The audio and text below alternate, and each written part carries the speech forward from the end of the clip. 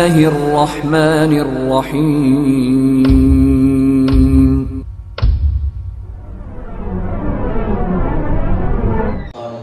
بسم الله الرحمن الرحيم لقد كان لكم في رسول الله أسوة حسنة رب اشرح لي صدري ويسر لي أمري واحلل عقدة من لساني يفقهوا قولي رب زدني علما رب زدني علما رب زدني علما.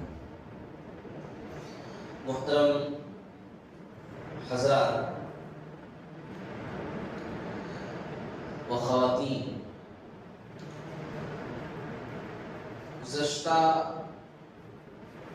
گفتگو میں یہاں تک بات پہنچی تھی کہ رسول اللہ صلی اللہ علیہ وسلم صلح حدیبیہ سے واپس تشریف لائے.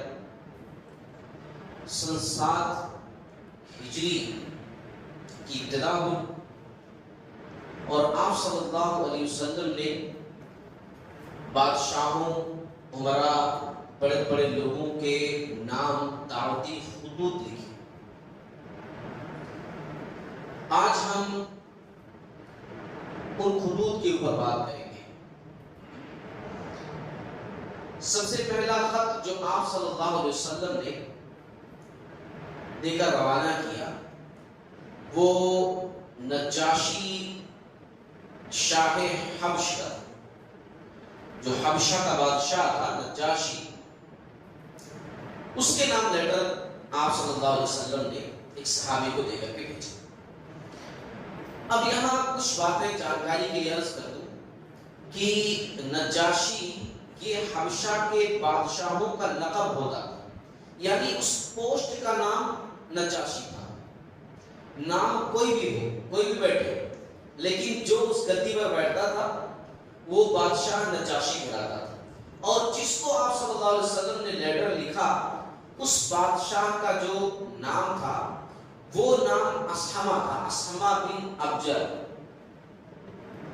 اسحمہ بن ابجر اس کا نام تھا. اس نجاشی بادشاہ کا تذکرہ پہلے بھی ہو چکا ہے.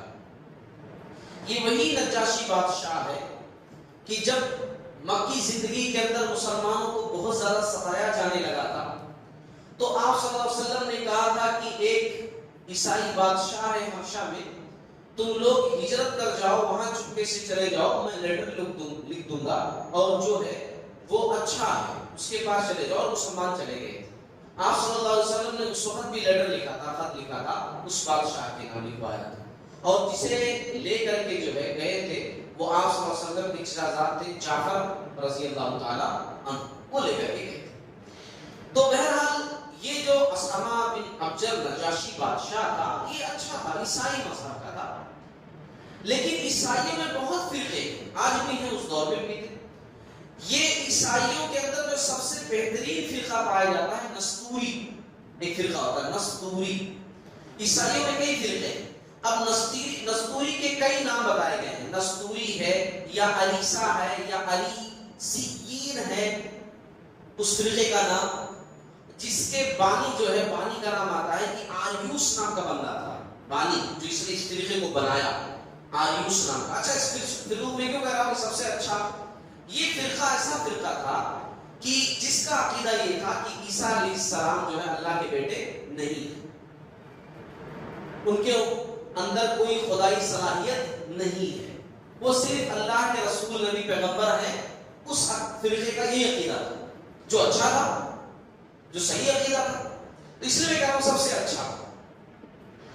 لیکن چونکہ اللہ کا بیٹا نعوذ باللہ من ذالک اور غلط عقیدہ ماننے والوں کی تعداد بہت زیادہ تھی، اس لیے اچھے لوگوں کی اور برے لوگوں کی ٹکراؤ بہت پہلے سے ہوتے آ رہی ہے. یہ بہت پہلے کی بات بتا رہا ہوں، نجاشی سے بھی پہلے کی بات بتا رہا ہوں. جب آریوس نے اس فرقے کو بنایا تھا، یہ عقیدہ لوگوں کو بتایا تھا، تب کی بتا رہا ہوں، تب کی بات بہت پہلے کی. تو جب ٹکراؤ بہت زیادہ ہونے لگے تو ایک بادشاہ تھا تھیوڈوسس، ایک بادشاہ تھا. اس وقت کے بادشاہوں کے نام ایسے عجیب و غریب ہوا کرتے تھے.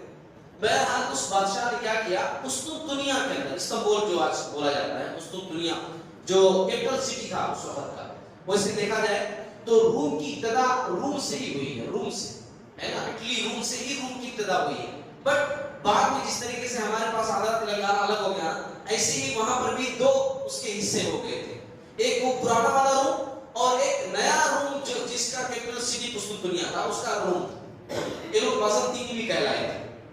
وہ جو پرانا والا تھا وہ حصہ پہلے ختم ہوا اور اس کی حکومت 1000 سال بعد ختم ہوئی۔ تو بہرحال یہ جو تیودوسس بادشاہ تھا اس نے کانفرنس کرائی اس ٹاپک پر کہ کون صحیح کون غلط ان فرقوں میں۔ کہاں کانفرنس کرائی؟ قسطنطنیہ کے اندر، کیپٹل سٹی میں، اور بحث کے بعد یہ قرار پایا کہ عیسیٰ علیہ السلام اللہ کے بیٹے ہیں اور ان کے پاس جو ہے پورے الوہیت کے اختیار ہیں، یہی والا صحیح۔ تو بیچارے جو سچے لوگ تھے تھوڑے سے وہ دھیرے دھیرے دھتے ختم ہوتے چلے گئے۔ آریوس جس نے اس کام کی ابتدا کی تھی وہ روش ہو گیا اس خوف سے کہ وہ ختم نہ کر دیا جائے، لیکن پھر بھی لوگوں کے پاس یہ عقیدہ موجود تھا، یہ عقیدہ موجود تھا، صرف ایسے ہی جیسے ابراہیم علیہ السلام اسماعیل علیہ السلام نے توحید کی دعوت دی، پھر مکہ آباد ہوا اور دھیرے دھیرے مکہ کے اندر اکثر لوگوں کی تعداد کیسی ہوگی؟ بت پرستی والے تعداد ہو گئی، مگر 2-4 لوگ اس میں ایسے بھی تھے جو اب بھی بتوں کی عبادت نہ کر کے صرف اللہ کو مانتے تھے۔ کیسے مانتے تھے ان کو خود نہیں پتا تھا، بس جانتے تھے کہ اللہ سب کچھ کرتا ہے، یہ سب کچھ نہیں کرتے۔ انہی لوگوں میں سے ابو بکر صدیق رضی اللہ تعالیٰ عنہ۔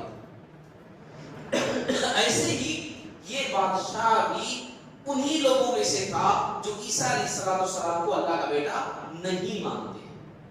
یہ حبشہ کا بادشاہ بھی انہی لوگوں میں سے تھا، تو کام اس کے پاس آسان تھا، اور اسی وجہ سے اس نے مسلمانوں کا سپورٹ کیا تھا۔ اس وقت جب مکہ والے پکڑنے کے لیے گئے تھے عمرو بن عاص وغیرہ، اور اس نے واپس نہیں کیا تھا کہ میں مسلمانوں کو تمہارے ساتھ نہیں بھیج سکتا، چاہے تم ان کے برابر سونا چاندی لا کر دے دو، میں ان کو اپنے ملک میں رہنے کی پرمیشن دیتا ہوں۔ تو اس کی طرف آپ صلی اللہ علیہ وسلم نے لیٹر سب سے پہلے لکھا، سب سے پہلے اس کے نام لکھا۔ اچھا لے کر کون گیا تھا؟ لے کر عمر بن امیہ زمری رضی اللہ تعالیٰ عنہ، صحابی تھے بڑے بہادر۔ آپ صلی اللہ علیہ وسلم نے نا لیٹر لے جانے کے لیے جن صحابہ کا انتخاب کیا نا کہ یہ لیٹر فلاں بادشاہ کے پاس، یہ لیٹر فلاں بادشاہ کے پاس لے کر جاؤ، وہ لوگ بڑے کمال کے تھے، ان کا تجربہ، ان کا علم، ان کی بہادری۔ کیونکہ ایسے لوگوں کے پاس لیٹر جانا کہ کچھ ادھر ادھر ہو گیا، نہیں مانے، غصہ ہو گیا، مار دیے، بہادری چاہیے نا لے کر جانے کے لیے۔ تو یہ صاحب لے کر گئے۔ ان کا انتقال امیر معاویہ رضی اللہ تعالیٰ عنہ کے دور میں سن 55 ہجری میں ہوا ہے، بڑے بہترین صحابی تھے۔ بہرحال یہ جو ہے لیٹر لے کر کے گئے۔ اچھا لیٹر میں کیا لکھا ہوا تھا؟ اب اس بارے میں غور سے سنیے گا۔ جو خطوط ملتے ہیں نا کہ آپ صلی اللہ علیہ وسلم نے یہ خط لکھا، یہ خط لکھا، وہ کئی تھوڑے بہت الفاظ کی تبدیلی کے ساتھ کئی لیٹرز ملتے ہیں کہ یہ لکھا یا یہ لکھا یا یہ لکھا، الفاظ تھوڑے بہت بدلے ہوئے۔ پہلا لیٹر میں جو آپ لوگوں کو سنا رہا ہوں، صاحب الرحیق المختوم نے اس کو کہا ہے کہ یہ اچھا ہے، غالب گمان یہی ہے، زیادہ صحیح ہے کہ یہی لیٹر ہے، بہقی کی روایت ہے، اور اس کے راوی جو ہے وہ ابن عباس رضی اللہ تعالیٰ عنہ کی یہی لیٹر تھا۔ اب وہ لیٹر کیا تھا میں ورڈ ٹو ورڈ پڑھ کر سنا رہا ہوں جو آپ صلی اللہ علیہ وسلم نے آپ سے سن دیا، اس کا ترجمہ کیا ہے۔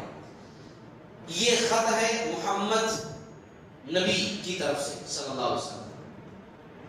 آپ صلی اللہ علیہ وسلم نے اپنا نام پہلے لکھا ہے۔ یہ خط ہے محمد صلی اللہ علیہ وسلم نبی کی طرف سے نجاشی اصحم شاہ حبش کے نام۔ یہ آپ صلی اللہ علیہ وسلم نے فرسٹ لائن لکھی۔ اس کے بعد اس پر سلام جو ہدایت کی پیروی کرے، اس پر سلام جو ہدایت کی پیروی کرے اور اللہ اور اس کے رسول پر ایمان لائے۔ میں شہادت دیتا ہوں کہ اللہ وحدہ لا شریک لہ کے سوا کوئی لائق عبادت نہیں، اس نے نہ کوئی بیوی اختیار کی اور نہ کوئی لڑکا۔ کیونکہ آپ صلی اللہ علیہ وسلم جہاں لیٹر لکھتے تھے نا، جس کو لکھ رہے ہیں اس کے عقیدے کا بھی خاص لحاظ رکھتے تھے۔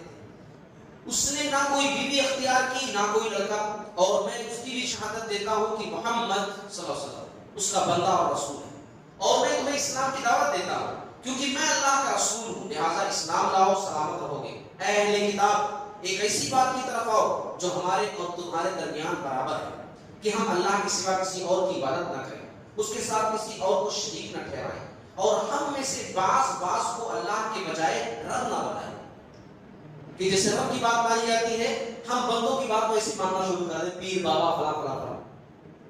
پھر آپ صلی اللہ علیہ وسلم نے قرآن کی ایک آیت کا مفہوم کوٹ کیا، بس اگر وہ منہ موڑ لے تو کہہ دو کہ ہم مسلمان ہیں، یعنی آپ صلی اللہ علیہ وسلم نے یہ بات کہی کہ اگر تم منہ موڑ لو گے تب بھی اس کی وجہ سے میری رسالت میں کوئی کمی نہیں آئے گی، میرا کام تم تک بات پہنچا دینا ہے۔ اگر تم نے یہ دعوت قبول نہ کی تو تم پر اپنی قوم کے نصارہ کا گناہ ہے۔ اچھا، آپ لوگوں کے ذہن میں یہ سوال آنا چاہیے کہ جب وہ بادشاہ اللہ کا ماننے والا تھا پہلے سے ہی تو پھر اس کو دعوت دینے کی ضرورت کیا تھی؟ دعوت دینے کی ضرورت اس کو کیا تھی؟ وہ تو پہلے سے ہی صحیح دین پر تھا۔ ہاں، مسلمان اس کو کہتے ہیں جو لا الہ الا اللہ کو بھی مانے اور محمد الرسول اللہ صلی اللہ علیہ وسلم کو بھی مانے، ہے نا۔ آپ صلی اللہ علیہ وسلم کا وہ جملہ یاد رکھنا چاہیے کہ آپ صلی اللہ علیہ وسلم نے کہا تھا عمر رضی اللہ تعالیٰ عنہ سے جب وہ تورات کا نسخہ پڑھ رہے تھے کہ اگر اس وقت صاحب تورات بھی آ جائے، موسیٰ علیہ السلام بھی آ جائیں جن کو تورات دی اللہ تعالیٰ نے، وہ بھی اگر آ جائیں تو انہیں بھی میری اتباع کرنی پڑے گی۔